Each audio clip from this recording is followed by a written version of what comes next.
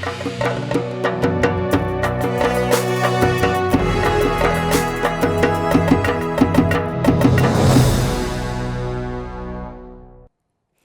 East में तनाव का असर भारत में भी देखा जा रहा है। मई महीने में 4 बार पेट्रोल, डीजल और सीएनजी के दाम बढ़ाए जा चुके हैं।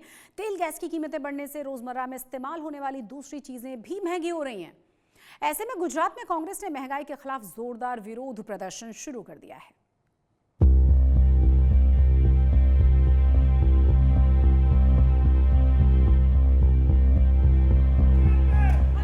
महंगाई के खिलाफ कांग्रेस का हल्ला बोल।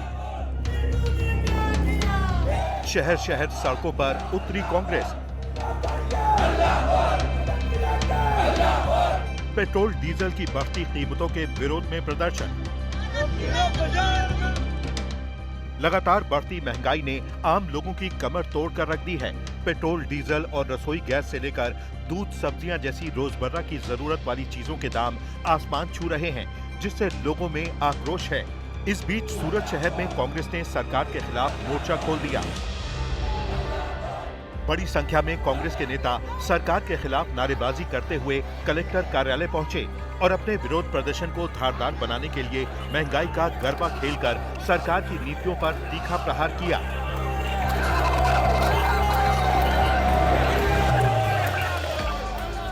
कांग्रेस नेता प्रधानमंत्री मोदी के पुराने बयानों को याद दिला रहे हैं और सरकार पर सवालों की बौछार कर रहे हैं। भाषण ही मेरा शासन है, इस तरह से मोदी सरकार 12 सालों से चल रही है, क्योंकि उन्होंने कहा था कि मेरी सरकार आते ही मैं महंगाई खत्म कर दूंगा। और आज भारत की मध्यम वर्ग और गरीब जनता हमारे सूरत की इस महंगाई में पीस रही है। आज हमारे गरीब घरों के अंदर अनाज नहीं है, तेल नहीं है, आज हमारे गैस नहीं है। आज लोग महंगाई की वजह से त्रस्त है। हमारे बच्चों की फीस नहीं भरी जा रही है क्योंकि इतनी महंगी हो गई है, और इसके सामने आमदनी नहीं है, पगार नहीं है, रोजी नहीं है, रोटी नहीं है, और ये सरकार भाषण से चल रही है। इसी तरह नवसारी में भी यूथ कांग्रेस ने पेट्रोल और डीजल की बढ़ती कीमतों के खिलाफ विरोध प्रदर्शन शुरू कर दिया है। वांसदा के विधायक अनंत पटेल की अगुवाई में यूथ कांग्रेस ने NH-56 पर रैली निकाली। इस दौरान हाथों में प्लेकार्ड लेकर सरकार के खिलाफ जमकर नारेबाजी भी की।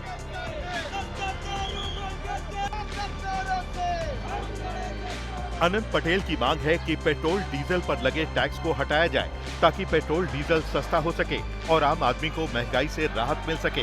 साथ ही उन्होंने चेतावनी दी कि अगर सरकार ने मांग नहीं मानी तो आने वाले दिनों में बड़ा आंदोलन करेंगे।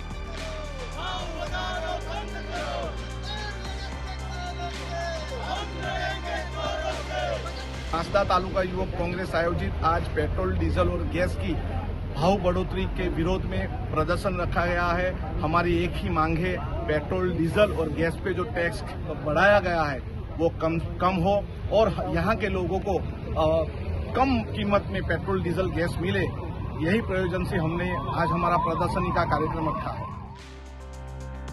पेट्रोल, डीजल की बढ़ती कीमतों के मद्देनजर अब लोग तेजी से इलेक्ट्रिक वाहनों का रुख कर रहे हैं। आलम यह है कि सूरत में ईवी कार खरीदने वालों को डिलीवरी के लिए 1 से 1.5 महीने तक का इंतजार करना पड़ रहा है। सूरत में पिछले 3 महीनों में ईवी कार की बिक्री में 33% का उछाल देखा गया है। खासतौर पर 2 व्हीलर्स की बिक्री में 50% से ज्यादा का उछाल आया है। इसकी एक वजह ये भी है कि ईवी पर RTO टैक्स में 5% की छूट दी जा रही है। इसके अलावा सूरत महानगर पालिका ने ईवी पर नगर निगम टैक्स को पूरी तरह माफ कर दिया है। मैं ईवी गाड़ी परचेस करने के लिए आया हूँ। क्या कारण है ईवी गाड़ी परचेस करने का? ईवी परचेस करने का रीज़न ये है कि अभी ये पेट्रोल और डीजल की प्राइस ज़्यादा हाइक हो रही है और हमारे जो PM है वो भी बोल रहे हैं कि आप गो ग्रीन के हिसाब से इलेक्ट्रिक व्हीकल यूज़ कीजिए। तो यही रीज़न है कि ईवी परचेस करेंगे। सर पहले ऐसा था कि बहुत कम लोग जो थे वो ईवी कार खरीदने के लिए आते थे। पर अभी जब से अपने पीएम मोदी सर ने जो बोला है कि भाई अभी जो युद्ध वगैरह चल रहा है उसमें पेट्रोल डीजल का प्राइस बढ़ेगा और आप ईवी की ओर जाइए, जितनी ईवी गाड़ी रहेगी उतने सबके बजट में भी रहेगा, अच्छा रहेगा। तो उसके लिए जब जो पहले मेरी गाड़ी जैसे कि महीने में 20-25 गाड़ी बिकती थी तो उससे वो डबल हो चुकी है अभी। और जो पहले वेटिंग पीरियड ऐसा था कि भाई 10-15 दिन में गाड़ियाँ मिल जाती थी, वो अभी जो मेरे पास अभी फ़िलहाल स्टॉक में जो है वो मैं आपको जल्दी दे सकता हूँ, और ना आपको 1.5 से 2 महीने का वेटिंग पीरियड करना पड़ेगा। अमेरिका, इजराइल और ईरान के बीच तनाव के कारण पेट्रोल, डीजल और सीएनजी के दाम लगातार बढ़ते जा रहे हैं। ऐसे में एक तरफ महंगाई के खिलाफ विरोध प्रदर्शन हो रहा है तो कुछ लोग पेट्रोल, डीजल और सीएनजी की गाड़ियां छोड़कर ईवी खरीद रहे हैं। सूरत से संजय सिंह राठौड़ और नवसारी से रौनक जानी के साथ आज तक ब्यूरो।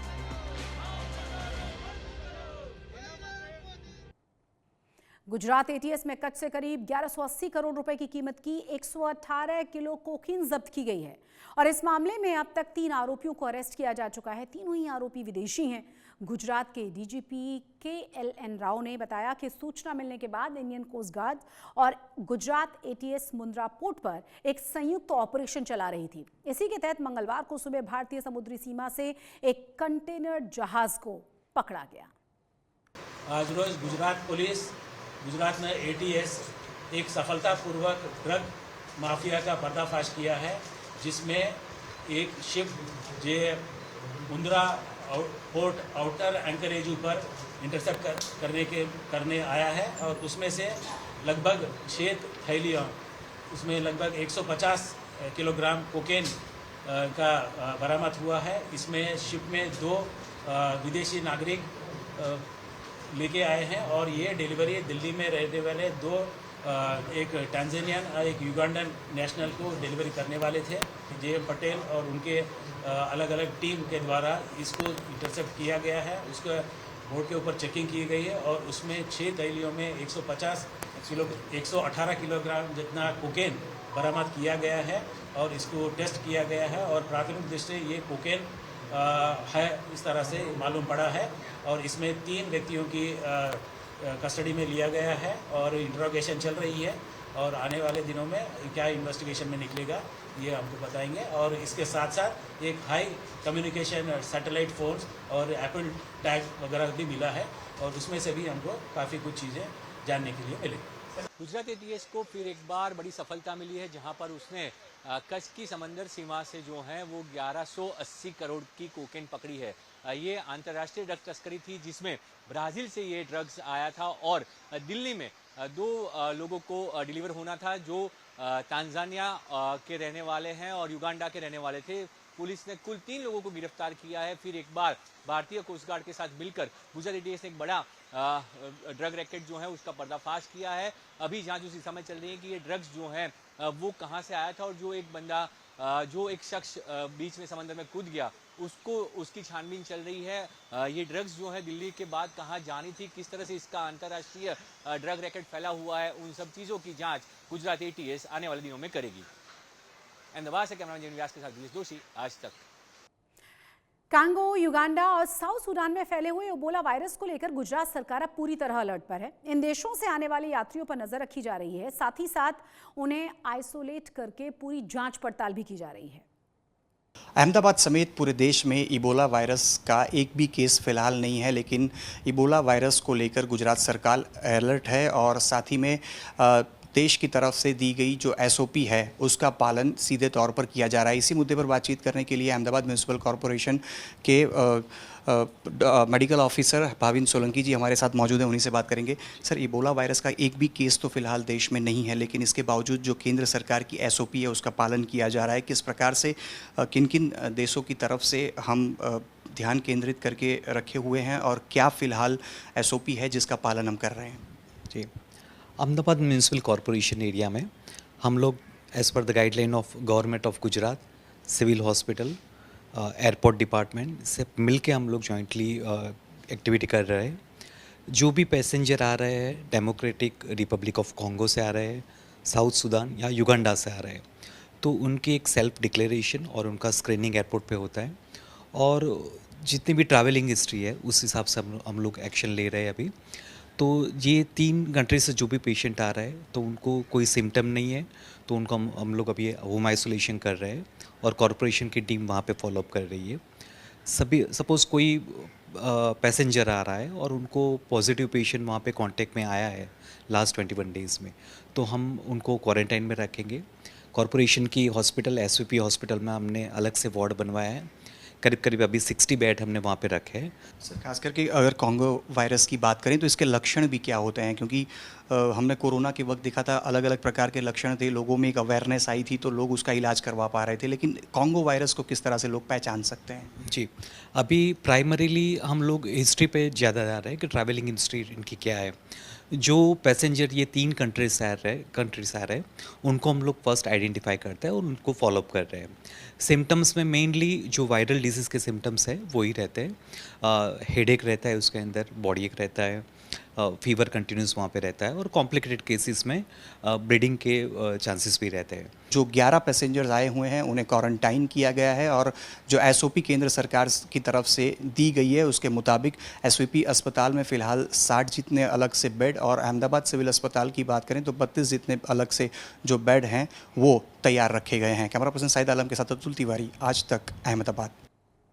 इबोला वायरस के मद्देनजर गुजरात सरकार अब एक्शन में नजर आ रही है। गुजरात की केंद्र सरकार के एसओपी का पालन करना शुरू कर दिया गया है, जिसके तहत इबोला वायरस के संदिग्ध मरीजों के लिए अहमदाबाद के सिविल अस्पताल में 32 एसपीवी हॉस्पिटल, 60 और सूरत के सिविल हॉस्पिटल में भी 10 आइसोलेटेड बेड्स अलग से सुरक्षित रखे गए हैं।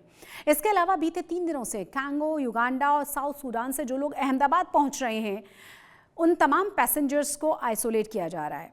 हालांकि सभी 11 पैसेंजर्स में इबोला वायरस के लक्षण नहीं पाए गए जो हाल फिलहाल में आए थे, और ना ही किसी इबोला वायरस के पॉजिटिव मरीज के संपर्क में आने की खबर है। पैट्रिक राजा, वेलेंटिन जोडल 2 व्यक्ति थे, वो बिजनेस के लिए यहाँ भारत में आए थे। इसमें अमूरी लोकुला नाम के व्यक्ति को बुखार और सर्दी खांसी हुआ था, तो उन्होंने बैंकर हॉस्पिटल बड़ौदा में दाखिल किया था। बाद में हमारी आरोग्य टीम ने जांच किया तो वो कोंगो देश से आया हुआ है और अफ्रीका खंड से आया हो। तो सेफ्टी के लिए हमने सिविल अस्पताल में दाखिल कर दिया, क्वारंटाइन किया है, उसका ब्लड का सैंपल भेज दिया। अभी कोई पुष्टि हुई नहीं है, इसलिए किसी को घबराने की जरूरत नहीं। एक भी केस भारत और गुजरात में इबोला वायरस का अभी तक है ही नहीं। बनासकांठा जिले के पालनपुर में इंसानियत को शर्मसार कर देने वाला एक मामला सामने आया। यहाँ एक पति ने चंद पैसों के लालच में अपनी ही पत्नी को बेच डाला। हालांकि पत्नी के खिलाफ रची गई मानव तस्करी और यौन उत्पीड़न की घिनौनी साजिश का पुलिस ने पर्दाफाश कर दिया है।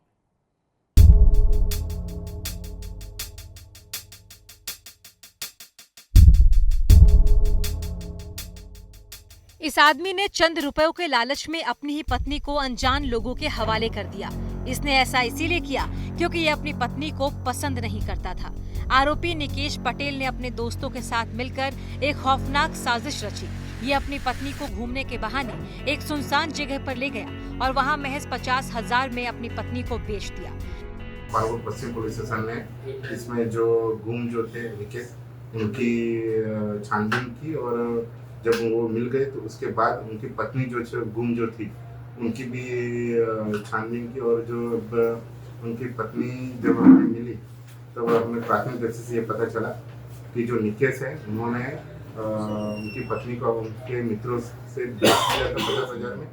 और जब मित्र जितने भी जो मित्र थे उन्होंने जो ये लड़की थी उनके जो गहने थे वो भी अन्य जो सोने थे वहाँ पे बेच दिए थे।